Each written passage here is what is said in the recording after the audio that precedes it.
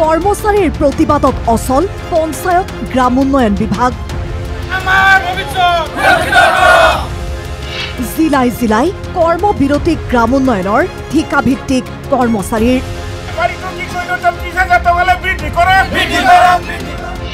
কৰ্মচাৰীৰ প্ৰতিবাদত তিনিদিনে অচলাৱস্থা বিভাগটোৰ কাৰ্যালয়ত। বিগত ৩টা দিন ধৰি কৰ্মবিৰতি পালন কৰিছে ৰাজ্যৰ পঞ্চায়ত আৰু গ্ৰাম উন্নয়ন বিভাগৰ ঠিকাভিত্তিক কৰ্মচাৰীসকলে। 4 দফীয়া দাবীৰ সমৰ্থনত জিলাই জিলাই ঠিকাভিত্তিক কৰ্মচাৰীসকলে ৰূপায়ণ কৰিছে প্ৰতিবাদী কাৰ্যসূচী। ফলত ৰাজ্যৰ বিভিন্ন প্ৰান্তত অচলাৱস্থাৰ সৃষ্টি হৈছে পঞ্চায়ত গ্ৰাম উন্নয়ন বিভাগৰ কাৰ্যালয়সমূহত।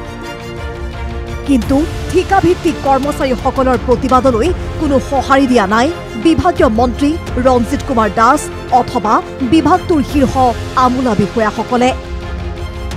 ঠিকাভিত্তিক কৰ্মচাৰীসকলৰ মূল 4টা দাবী হ'ল সমকামৰ সমপৰ্যায়ৰ দৰমহা প্ৰদান, বছৰি 10% দৰমহা বৃদ্ধি, 60 বছৰ বয়সলৈ চাকৰি সুনিশ্চিত কৰা, বৰ্তমানৰ দৰমহা কমেও 30,000 টকালৈ অতিৰিক্ত বৃদ্ধি।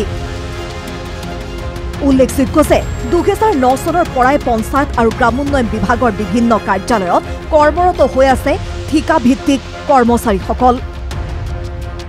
বিভিন্ন প্ৰাপ্যৰ দাবীত ঠিকাভিত্তিক কৰ্মচাৰীসকলে সময়ে সময়ে প্ৰতিবাদী কাৰ্যসূচী গ্ৰহণ কৰি আহিছে যদিও তেওঁলোকৰ সমস্যাসমূহ সমাধানৰ ক্ষেত্ৰত আজিলৈকে গুৰুত্ব দিয়া নাই কোনো এখন চৰকাৰে।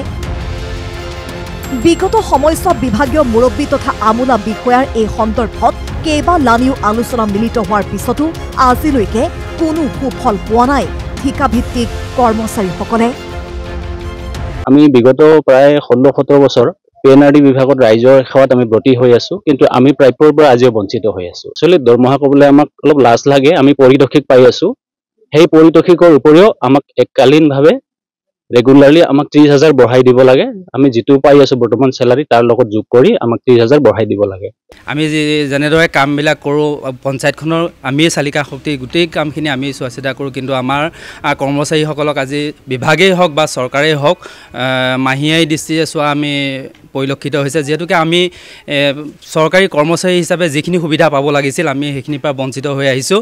আমাক বাৰে বাৰে আমি চৰকাৰৰ লগত বিভাগৰ লগত আলোচনা কৰিছোঁ যদিও তেওঁলোকে আমাক আজিৰ তাৰিখত কোনো সদিচ্ছা প্ৰকাশ কৰা আমি দেখা নাই।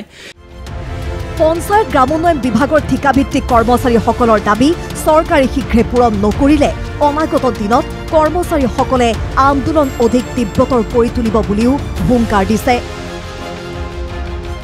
News desk report NKTV+।